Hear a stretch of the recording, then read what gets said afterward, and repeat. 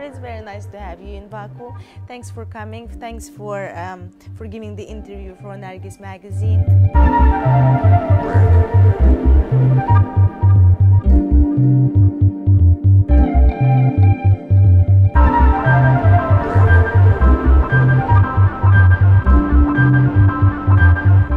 So I grew up in a small town. Yes.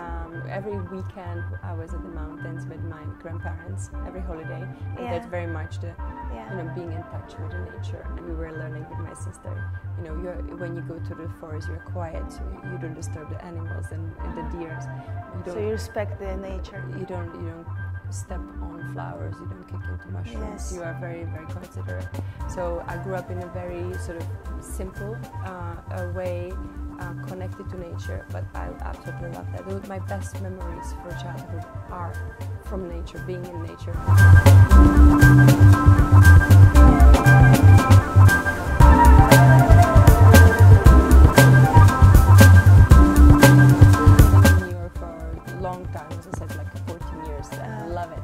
Absolutely, because there's no other city like New York. What I love about New York is you have the most amount of, it's like a fertile ground of opportunities. Yeah. And when you pick an opportunity, you can grow it the fastest way. I used to live in many different countries, yes.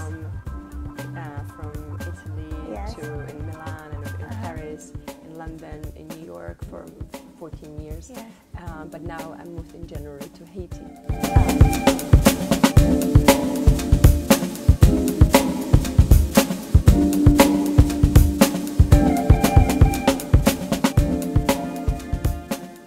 It was a very hard experience, yes. And I never heard the word tsunami. I never knew what it was. Yeah. So it was quite surreal when it happened because I couldn't sort of understand.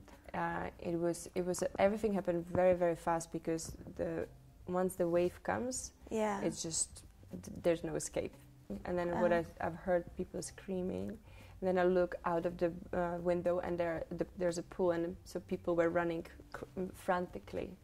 And, and then seconds later, the water broke all the glass and everything started to collapse. And, you start drowning and you have glass cutting you. And then many different things happen from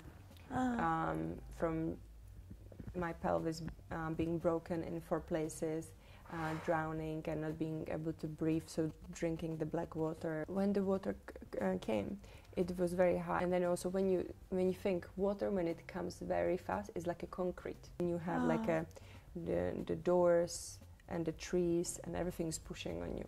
So it's very it's very powerful. And then but when the water came, it was the height of the palm trees. So that's why I was able to hold on to the palm leaves. And I think only for a little bit during those 8 hours, because it was heavy sun, and I was very, very cut and my pelvis broken. I think I fainted a couple of times. I was very alert the whole time.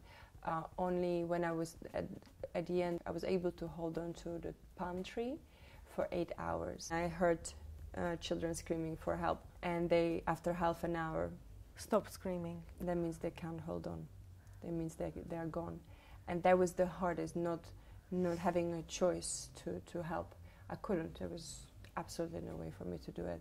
But when I went back to Thailand, I went with my sister and a few friends, and that's when we visited shelters and hospitals and temporary schools, and that's when I seen children where they lost a mom, dad, siblings, sometimes 11 members of their family. Oh, yeah. And they were sleeping on a concrete, on a bare floors. And they didn't look at you like this, they looked through you. And but that time I had a choice to help them. So it was not like when I was on a palm tree.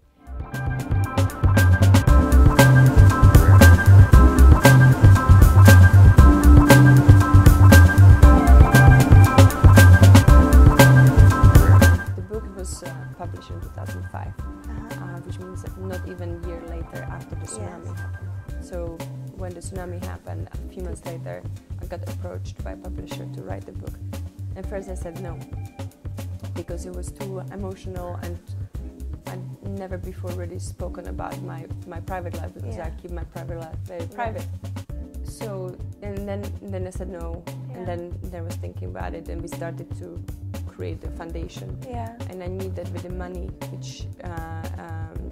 which I get for the publisher from the publishing of the book, I can build a school. So it was like, okay, it's worth it. So then we wrote the book, and it was actually a beautiful journey. I really enjoyed the writing process. It was a sort of a storytelling and sharing.